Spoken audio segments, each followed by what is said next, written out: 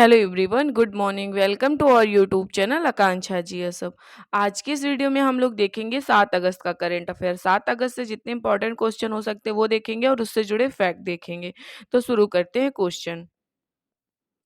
पहला क्वेश्चन है, हाल ही में जारी फॉर्च्यून ग्लोबल 500 सूची में कौन शीर्ष पे रहा है? तो 500 की सूची में शीर्ष पे रहा है वालमार्ट। वालमार्ट पहले नंबर पे है और दूसरे नंबर पे सऊदी अरामको। पहले स्टार्टिंग में सऊदी अरामको पहले नंबर पे था, लेकिन अब वालमार्ट पहले नंबर पे और दूसरे नंबर पे सऊदी अरामको पहुंच गया है।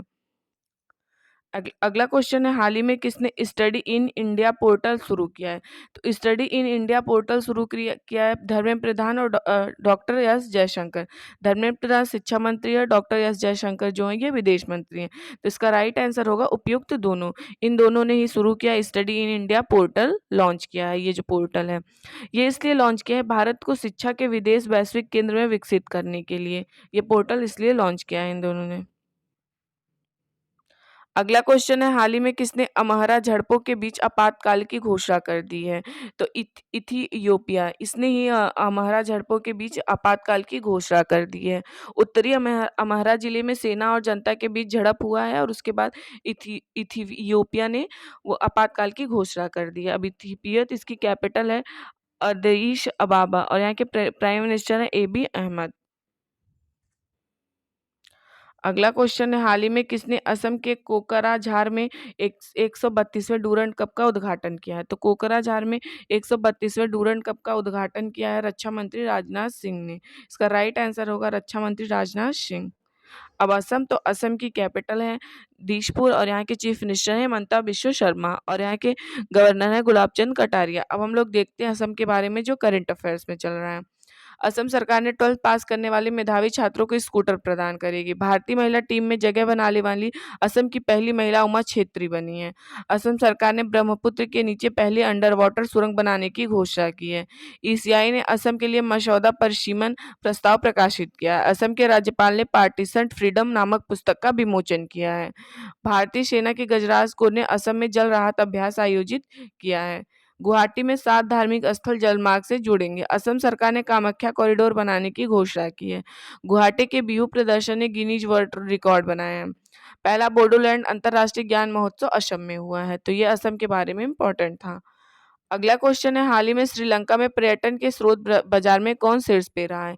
तो श्रीलंका में पर्यटन के स्रोत में शीर्ष बाजार पे रहा है अपना देश भारत। मतलब श्रीलंका में जितने भी लोग मतलब घूमने आते हैं पर्यटन वाले लोग, उसमें 18% अपने भारत के ही लोग हैं। तो मतलब सबसे ज्यादा अपना भारत। तो इसका राइट आंसर होगा अपना देश भारत। अब हम इम्पोर्टेंट पॉइंट देखते हैं जो करंट में चल रहा है। दक्षिण एशिया का पहला प्रजाति अस्तित्व केंद्र भारत में स्थापित किया जाएगा। खाद्य सुरक्षा नियमों को वैश्विक शिखर सम्मेलन की मेजबानी भारत करेगा। भारत में स्थानीय मुद्राओं के उपयोग को बढ़ावा देने के लिए यूएई के साथ एमयू पे हस्ताक्षर किया है। एमओयू पे हस्ताक्षर किया है। भारत फ्रांस के मार्शिल में एक नया वाणिज्य दूतावास खोलेगा। अगला क्वेश्चन है, हाल ही में जारी एस&पी ग्लोबल की रिपोर्ट के अनुसार भारत की फाइनेंस ईयर 2024 से 2031 तक कितने प्रतिशत दर तक बढ़ेगा? तो 6.7% दर तक बढ़ेगा। इसका राइट आंसर है और ये जारी किया है एस&पी ग्लोबल इसके रिपोर्ट के अनुसार। अगला क्वेश्चन है, हाल ही में आकाशवाणी ने कहाँ युवा सम्मेलन का आयोजन किया है? तो आकाशवाणी ने युवा सम्मेलन का आयोजन किया है नई दिल्ली में। इसका राइट आंसर है नई दिल्ली में। G20 की अध्यक्षता की जश्न मनाने के लिए आकाशवाणी ने युवा सम्मेलन नई दिल्ली में आयोजित किया। तो इसका राइट आंसर हुआ नई दिल्ली।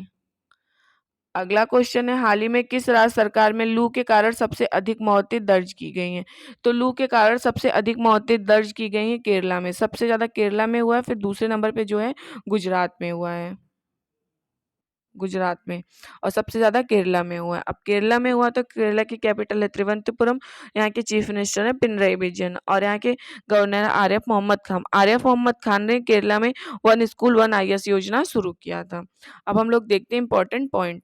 एनसीबी ने केरल के तट पर 2500 केजी ड्रग्स जब्त किया है। केरल ने अपना संस्थागत रैंकिंग ढांचा शुरू किया है। केरल ने गर्मियों में पानी की कमी की समस्या से निपटने के लिए पहली बार जल बजट अपनाया है। सबसे बेहतर रखरखाव वाला tiger reserve Periyar tiger reserve को घोषित किया गया है। केरल में अटकल पोंगल धूमधाम से मनाए। केरल पूरी तरह से ई गवर्नेंस घोषित किया गया है। वी वेणु को केरल का नया मुख्य सचिव नियुक्त किया गया है। पैरागॉन रेस्तरां को दुनिया का 11वां सबसे प्रसिद्ध रेस्तरां नामित किया गया है, रेस्टोरेंट है ये। केरल भारत का पहला मत्स्य पालन अटल इंक्यूबेशन सेंटर स्थापित करेगा। जस्टिस आशीष जितेंद्र देसाई ने केरला हाईकोर्ट के मुख्य न्यायाधीश के रूप में शपथ ली है। केरल में कार्कीडंगा वायु बाली समारोह मनाया गया है। तो ये केरल के बारे में इम्पोर्टेंट था।